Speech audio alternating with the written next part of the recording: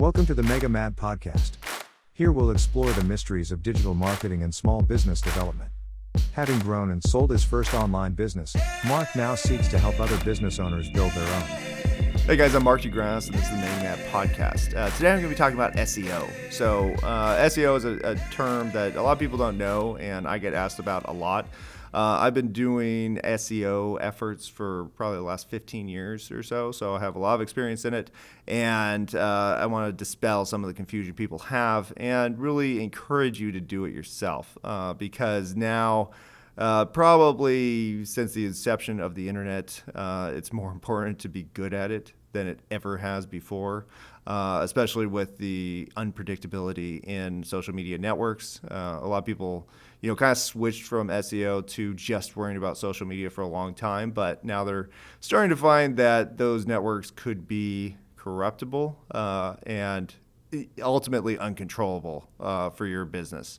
So a lot of people are getting back into SEO, which is an awesome thing because I think that the efforts that you make in SEO will actually improve the internet itself by providing the World Wide Web with good information. So what I'm going to talk about today is what SEO is, kind of my history in doing SEO, and then explain why it still matters and how you can do it yourself. So just to get started, SEO is search engine optimization. Basically, it's taking a keyword, a phrase that people look up, and optimizing a page of a website for it. Now, it's very oversimplified because when you do SEO, you're actually optimizing words, graphics, video, any kind of picture.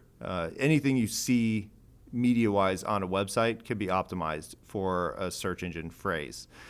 So that's, basically how it works. Now, a lot of people don't make any effort in it, so you'll still find a lot of bad information even when people are optimized for it because the optimization doesn't have as much to do with the quality of content as it does to do with the optimization of that content.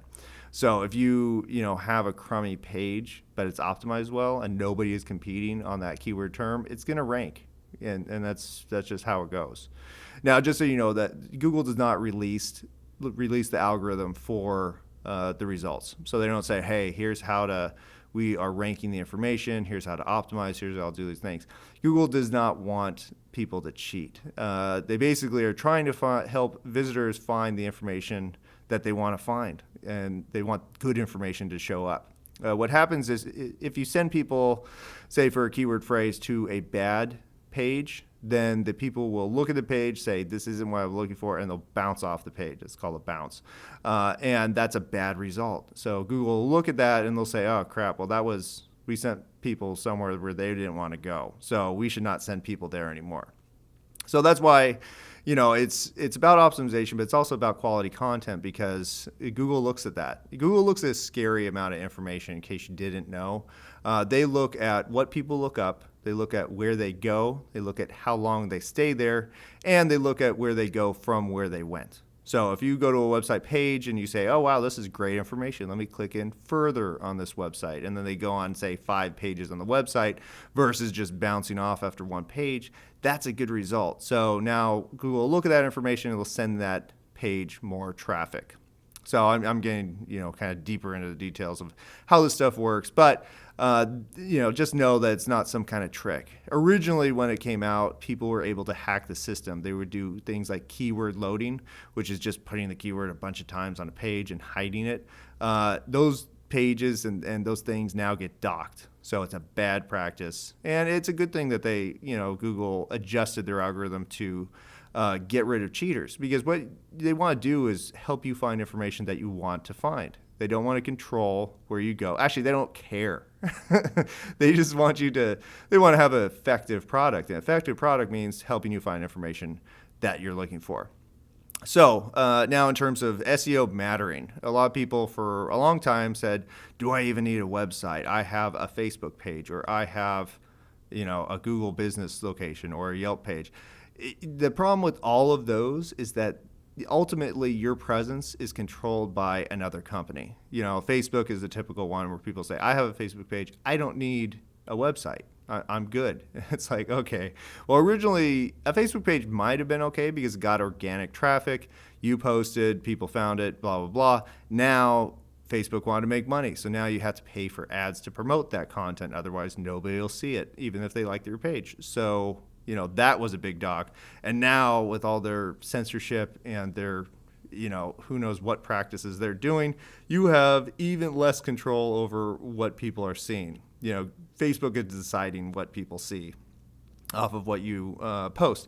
So you need to have, I call it privatizing your following. You need to have an effective website with good information, and you need to have a private list. So either your own social media system on your website, which is very complicated and I don't recommend, or just an opt-in email list made up of people who actually want the information that you post. So that's privatizing your social media following.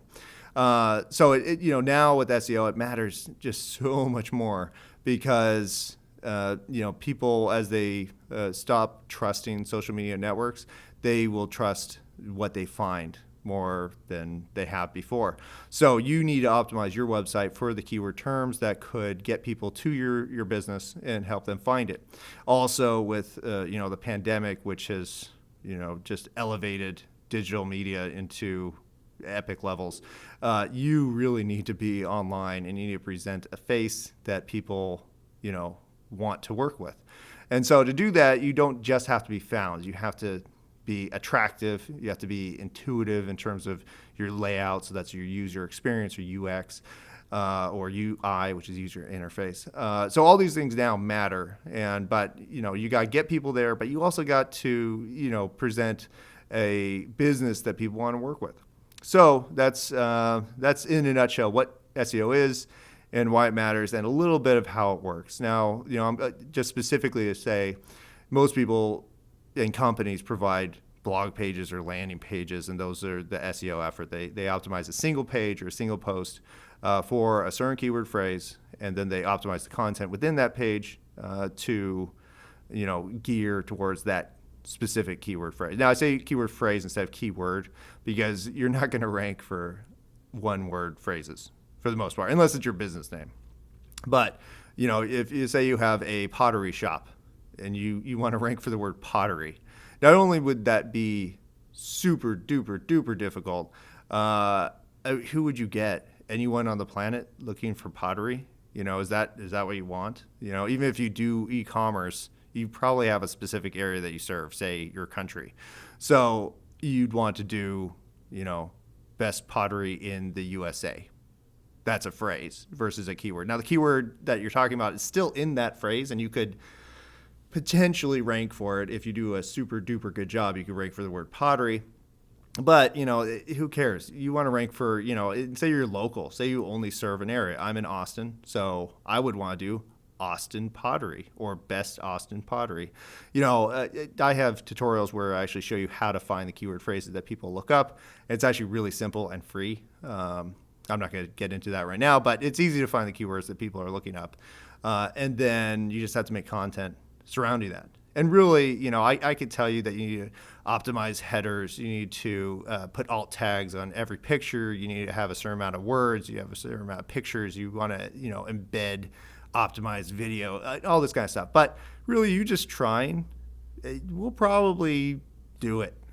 You just have to just try because nobody tries for the most part. So you making any kind of effort to optimize a page of your website for a certain keyword term will get results. Now, it might take some time, and if you do a bad job, it might not get any results, but it'll do something. A lot of people just stop themselves because they're like, oh, I'm not a techie.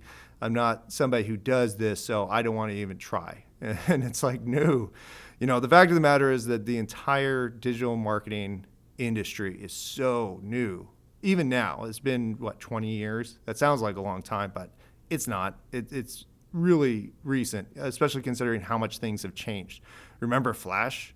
Flash was a thing, and now it's gone. It's all the developments in this industry and, this marketing effort are so new that we're all making it up. So just start learning and you'll be on top. Everybody's on a pretty level playing field right now. But that will change, and probably within the next 5 to 10 years, you'll have some big players that are doing, the real stuff. And then now it's not an even playing field anymore. So anyway, if you make any kind of effort to learn SEO and start optimizing on your website, it will pay off, period. It'll just take some time, and quantifying the results could be a little iffy, but really any amount of increase in traffic that you don't pay for is a big win. So keep that in mind.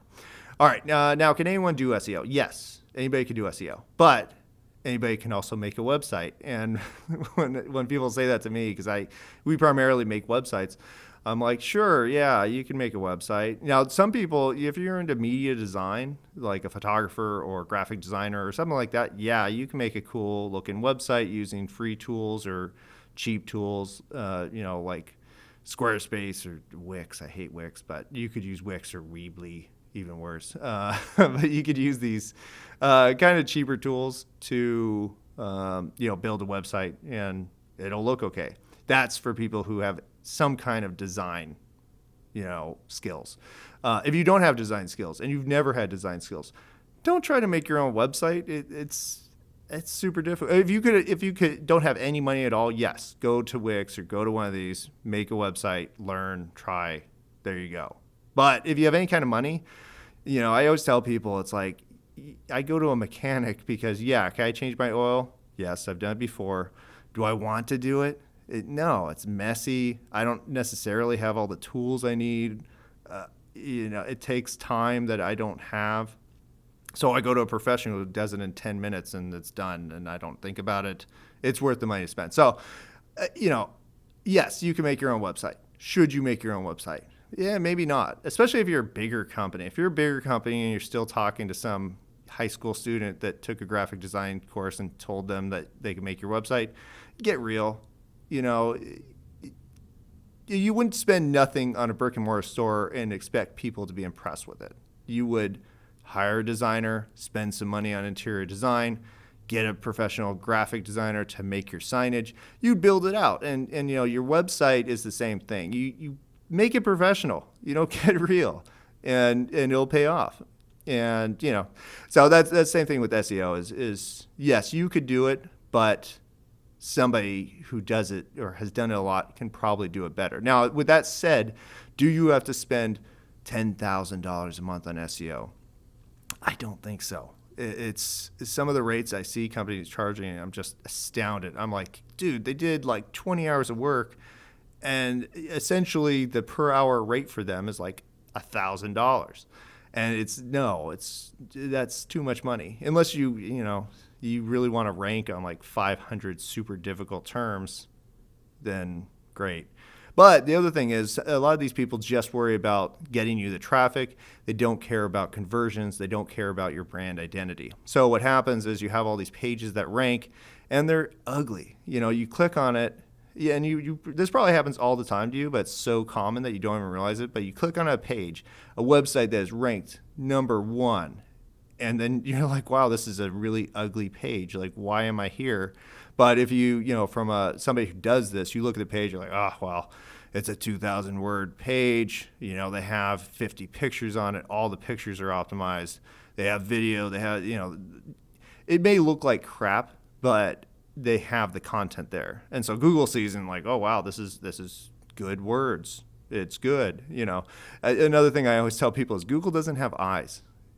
It's not a machine with eyes that's looking at a picture of something and being like, okay, this is that. Now, there are AI algorithms that are coming out that are starting to look at things like that, but currently for common searches, it's just not something that happens. So what it does is it looks at a picture, says, oh, the alt tag, which is basically a descriptor on the picture itself, says the keyword phrase. And the meta description also says the keyword phrase. So here, we're going to rank this. And people don't automatically click off of it. They stay on it for 30 seconds. So it must be decent. So we're going to rank it pretty high.